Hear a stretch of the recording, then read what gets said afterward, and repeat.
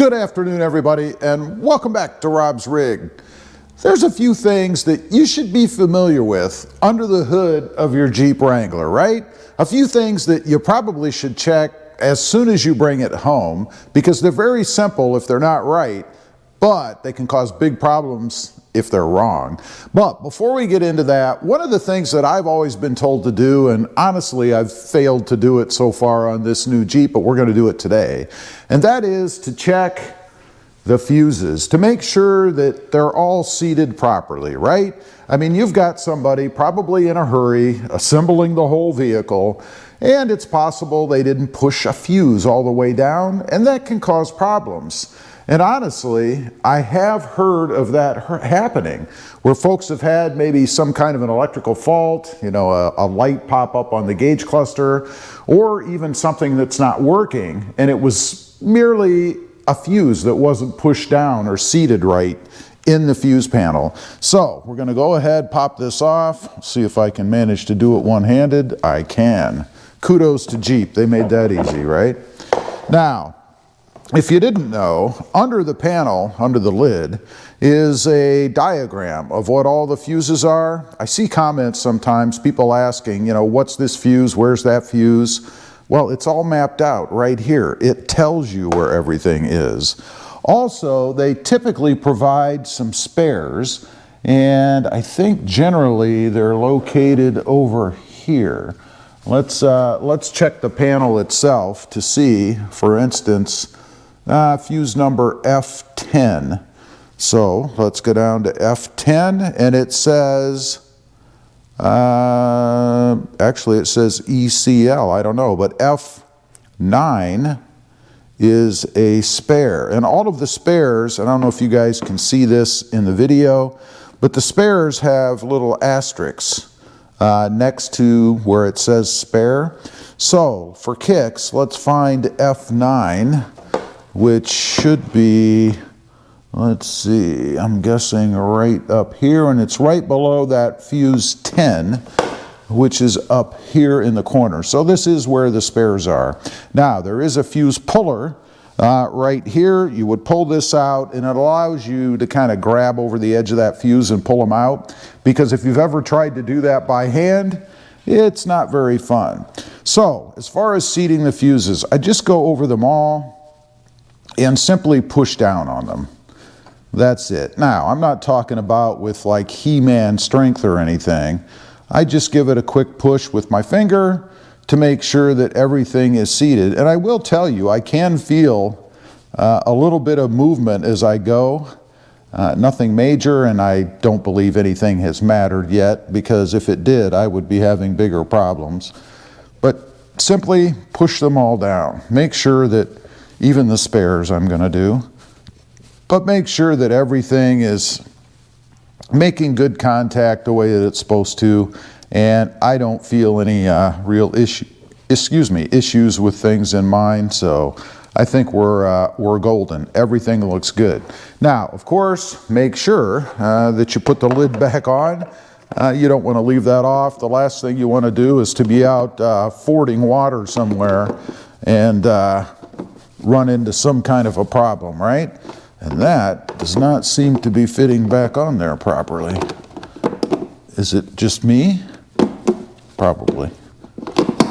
Ah, there. I did not have it pushed forward or to the driver's side far enough to seat it, but it's back on now. So, getting to the main point here, familiarizing yourself with where everything is. First of all, of course, you've got the battery. Everybody knows that, right? Make sure the cover is over it. You can check to make sure there's no corrosion anywhere. Definitely should not have anything like that on a brand new battery, of course. Make sure you check the negative. Nothing there.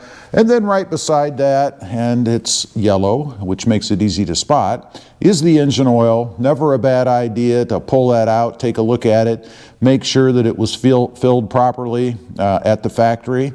Of course, it's filled by humans, I assume, might be a robot, but either way, there could be a mistake. Next to it, we've got the power steering fluid. You can see the levels down here. They do put indications on it somewhere. In this case, it's on the front, to make sure that it's full. always want to check that. Unfortunately, the air filter is basically screwed on, so I would need a tool. It looks like to me, I don't see any way to get this off otherwise.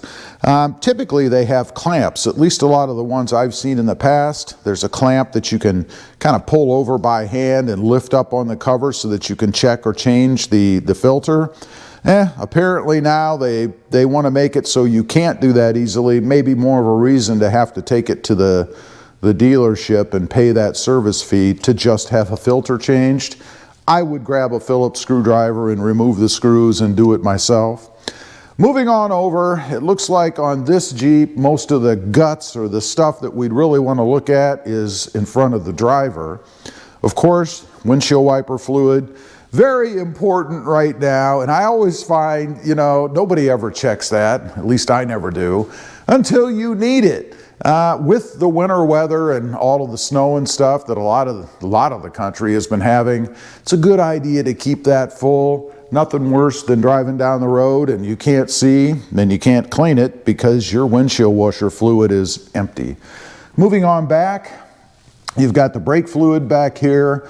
Again, on the side, or actually, let's see. Yeah, on the side, we've got the indicators for min and max. Not so easy to see, but I'll give you a tip. If you have a flashlight and you shine it on the edge, you can see, and the light kind of washes out in the camera, but in person, you can see where that fluid level is. And by doing it that way, I could see that my fluid is actually right here, and that's at the max line on the container here. Beside that, of course, you've got coolant. It's pink in this Jeep. I'm sure it's probably the same in all of them. So it makes it really easy to see. And it's too bad that on these clear containers, which all of these are, of course, that the brake fluid is not maybe even dyed with some other color to make it easy to see, because man, you don't have any problem at all seeing where the line is for the coolant. On this, the max line is here in the front, pretty easy to see. The only other thing you really want to check, I think, is just to make sure that everything is fastened down and tight, right? Because you don't want fluid slopping up all over the inside of your engine bay. And more importantly, you certainly don't want to run out because it's leaking out of the top of your container. Lastly, here in the middle, you've got the engine oil, or at least where it's added. It does say right on the front the kind that you need, SAE OW20 in this Jeep. And a lot of people like to screw around and change this, and then I hear or see a lot of comments about warranty.